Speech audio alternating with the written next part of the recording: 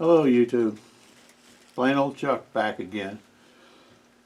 Raining like crazy again. Not too bad out. It's a little cool, but raining. So I'm back here in my little workshop again, my little hidey hole. And just thought I'd make a short little video just to have a little bit of content out there. I haven't been too good at that lately. Just kind of show some of the things I've been up to, playing around a little bit. But like I say, nothing important. Haven't been doing any camping yet. Looking forward to the spring meets coming up. But the weather's just been too off and on for me. And had a few real small little health issues that I've been dealing with, but nothing major. So been kind of keeping busy around in the house here. So here's some of the things I've been playing with a little bit. For Christmas, my daughter-in-law and my son made me a few of these waxed cotton cloths, and I sewed a little deer antler button on them.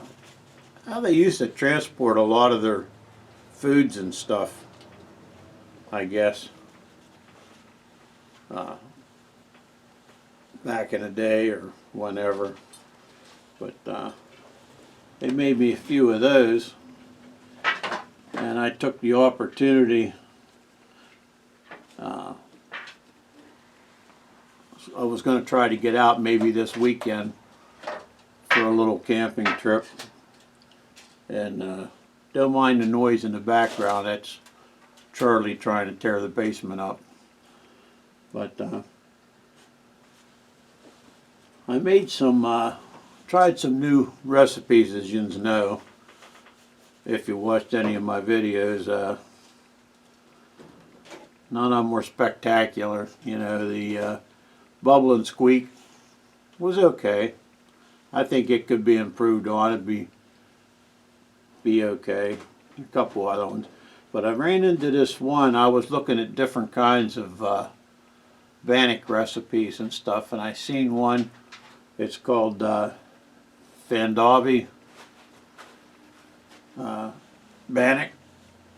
and it seemed like a good idea. It's basically a survival food, like a pemmican, basically, but without meat. Basically, what it is, it's you take 1 part of oatmeal, 2 parts of flour. I used wheat flour in mine, and 1 part of suet. Well, I didn't have any suet, but it did say that you could substitute coconut oil, so that's what I used in mine. So I used the oatmeal, the flour, and coconut oil, and then you can add whatever flavorings you want. If you want like a sweet bannock, which I made, you could put in like a couple tablespoons of brown sugar, and I think I put in, I don't know, maybe half a cup of raisins or something. And but you can also use like different sprinkle some herbs and put some dried bacon in it, crumbles and stuff like that, which I'm sure will cut down the shelf life a little bit. But as long as you use all the basic ingredients, it should have a really long, you know, they say a year or two shelf life. So I made some.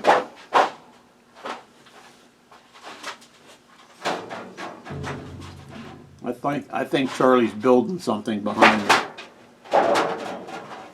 Charlie, come here. Come, Charlie.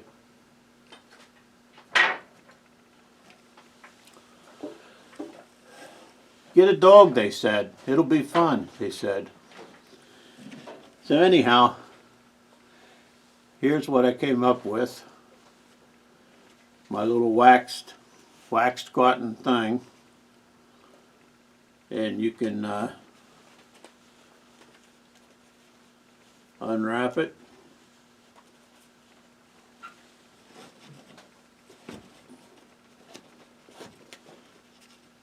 And it should be fairly waterproof and stuff. And this stuff, when it comes out, is fairly hard. But it is a little chewier in the middle, but like not so much like a hardtack. But it's pretty good, really. I mean, as long as it's got a good shelf life, you could keep a couple pieces of this in your pack, and if you're on like a hike or something, it would give you something to snack on. Charlie! I'm trying to film over here. Charlie, come here. He's not listening.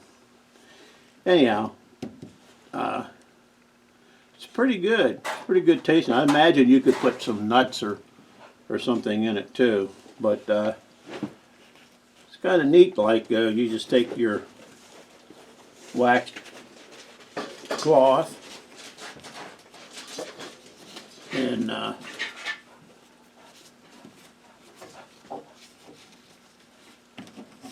wrap it up.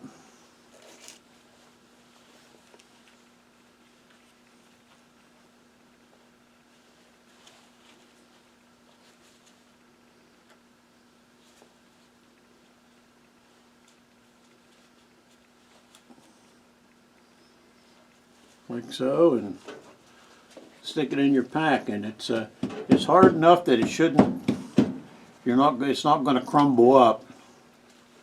But hey, Charlie, come here. What are you doing over there? Come here. Come here. Come here. What are you doing, huh? He's being bad, huh? Yeah. You want something to eat? Here. I'll give you something to eat.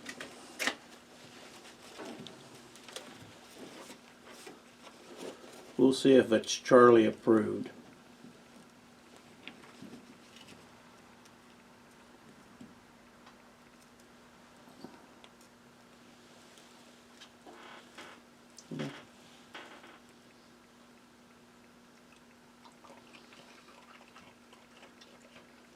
Yep, Charlie approved.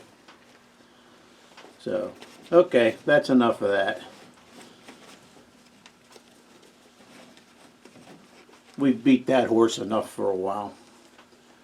The other things I've been doing, but to get back to my son and daughter-in-law, did make me like 4 of those. So those are kind of neat.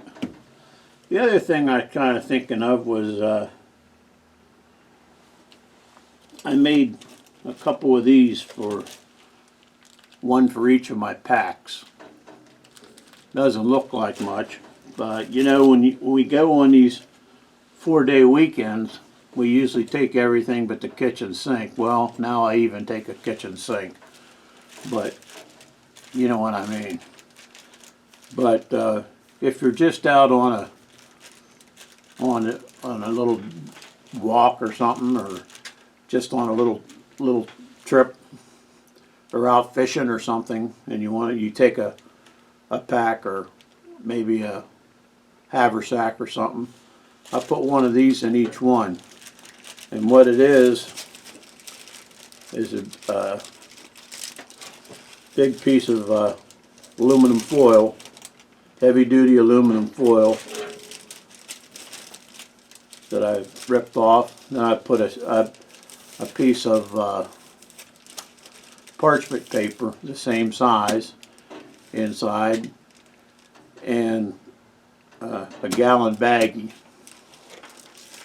That way you always have a little bit of foil if you need maybe a windbreak, maybe to wrap up leftovers, maybe you want to bake a potato in the coals or something or whatever, and you're not going to take a roll of aluminum foil with you, but you will have a small piece. Now I've done this before, and I've only needed it one time, and it wasn't for me, but at the fall meet last year, we had some campers come in a little late, and they wanted to do some chicken down there, and they didn't have any foil, so I did donate my foil for them, and they had enough to at least do their dinner, so that worked out well.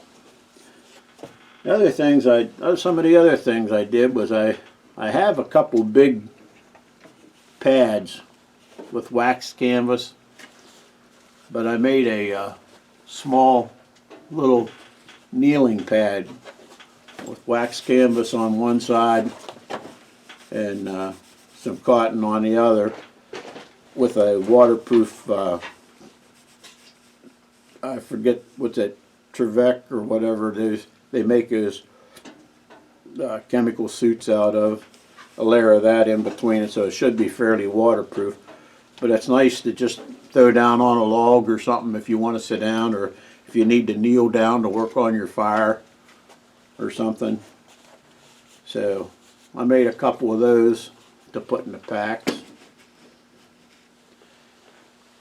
And I tried showing off my sewing skills, and I discovered that I don't have any. I tried to make a nice skillet cover, zippered skillet cover. Problem is, the skillet don't fit. Now I do have a smaller skillet here somewhere that does fit, so I can use it on that. So I gave up on that, on my sewing skills, and just made a little cover for this skillet.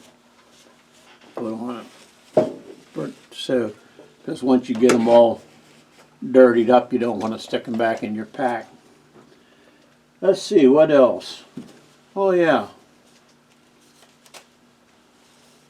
I made a little roll for a knife, spoon, and fork, and I left room for a little spatula of some sort. Maybe I'll make one out of wood, I don't know. But that'll keep me from searching all over everything. Charlie, what are you doing?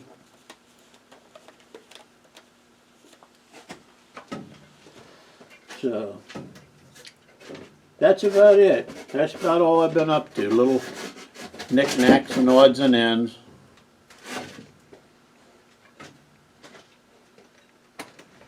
Charlie seemed to have gotten himself in behind the lathe and he can't get out. Charlie, what are you doing?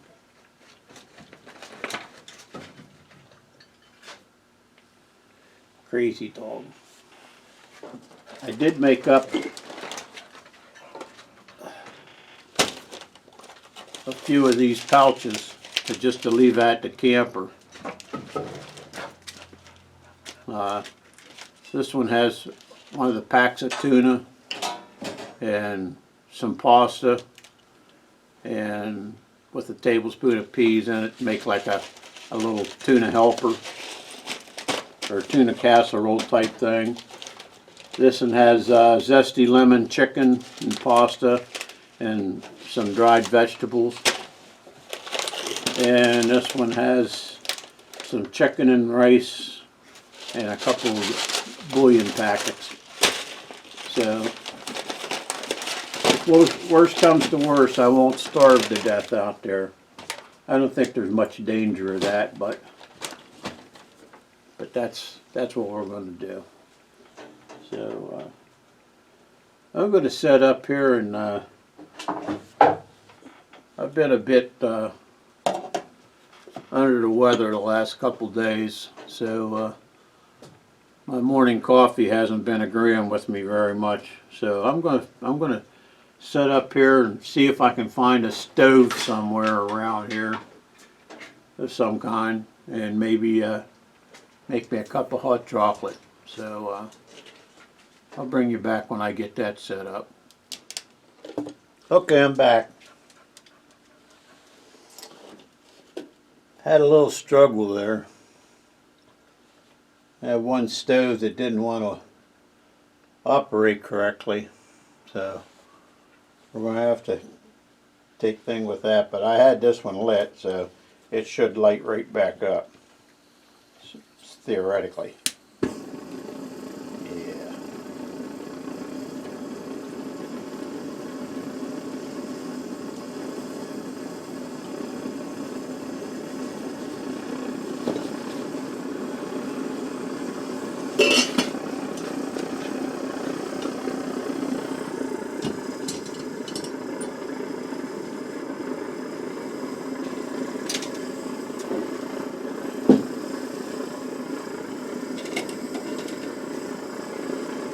And we have our hot chocolate.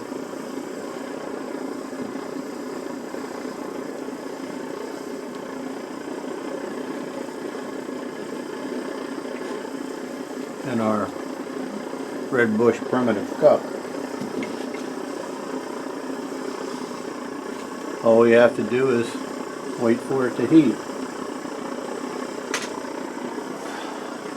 Here it goes.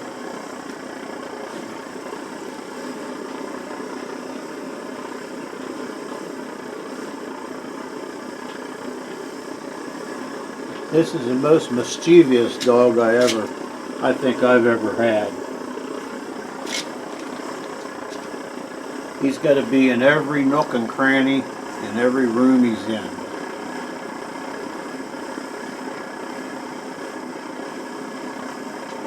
The other day, he was sniffing around the garage door over there,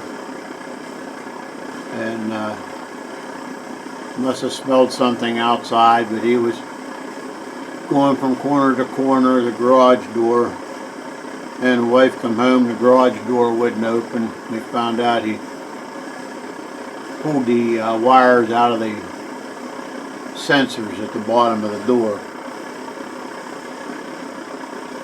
So, it's not one thing, it's another.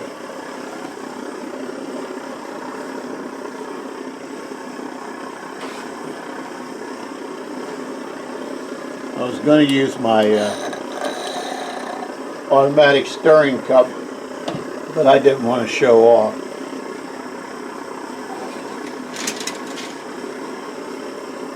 And here's the other skillet.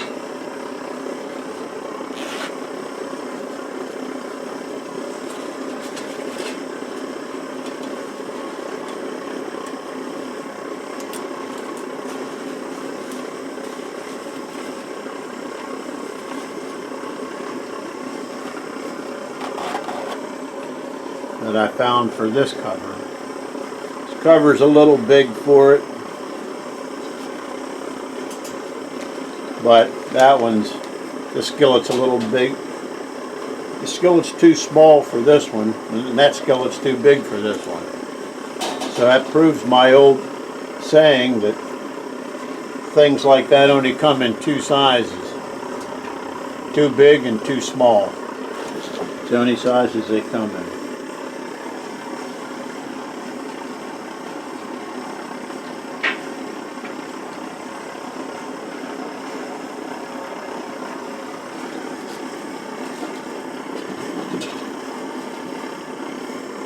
Yeah, I wanted to use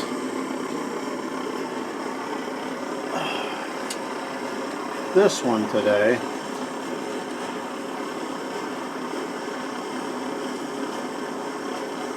It's 1951 US, it says. But I can't get it to pump up. Put fuel in it, and I oiled the thing, but oh yeah, there it goes.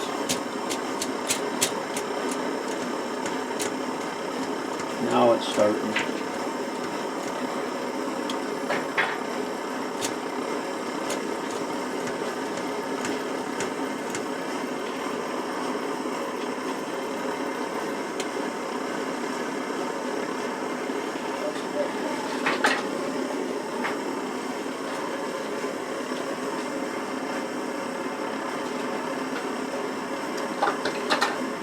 Now I pumped it up with the valve open. I have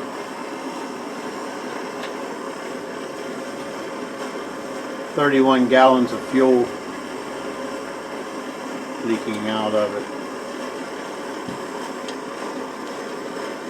I'm sure it'll light now.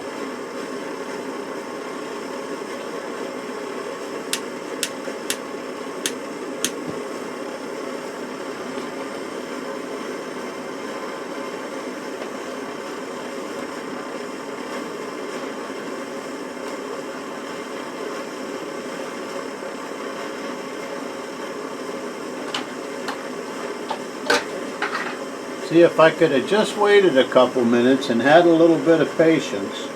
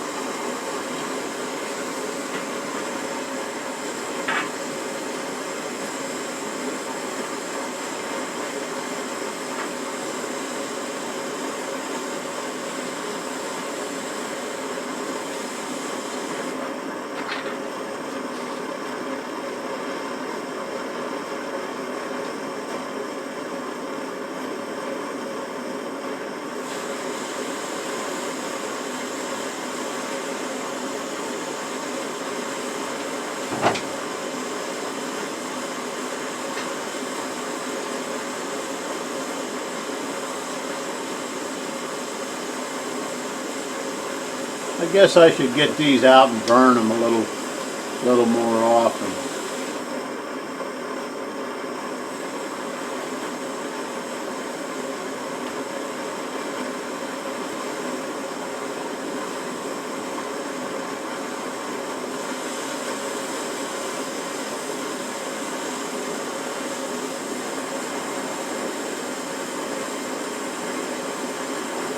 She's getting ready to go. There she goes.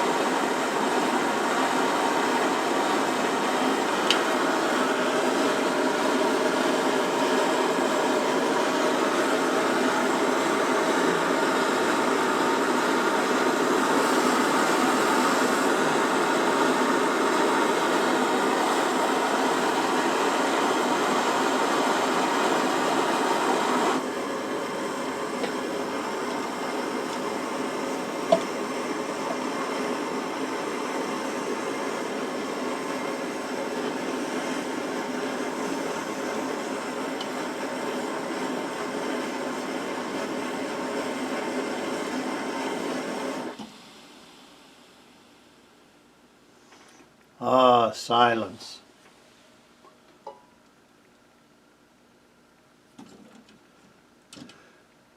So one thing about these stoves, they're far from quiet.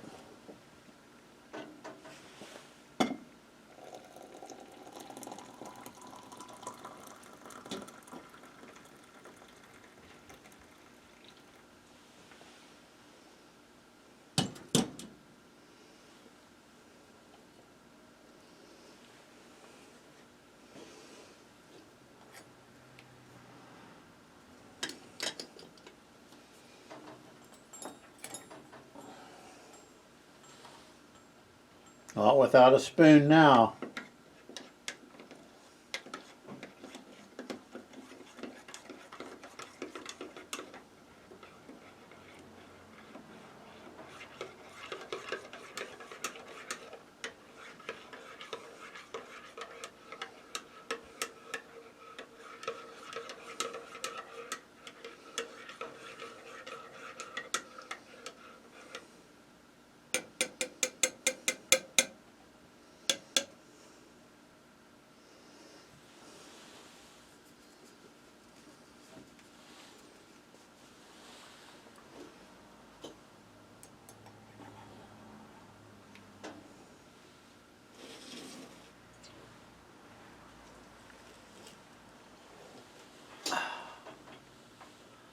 Okay, that's all I got. I'm going to sit here and enjoy my hot chocolate, or maybe I'll go in the house and take Charlie in there before he gets into something serious down here. He hasn't drank any of the camp fuel or anything yet, so that's a plus. But anyway, I'll post a link to the in the description of the video to that video where the guy's making the bannock, Fandabi bannock. But yeah, it's a fairly good tasting. It's great tasting for a survival food, but I could see where it would be a good meal just to. It says, you know, you could put it in some coffee if you wanted to. Basically like a hardtack, but it's much tastier than hardtack.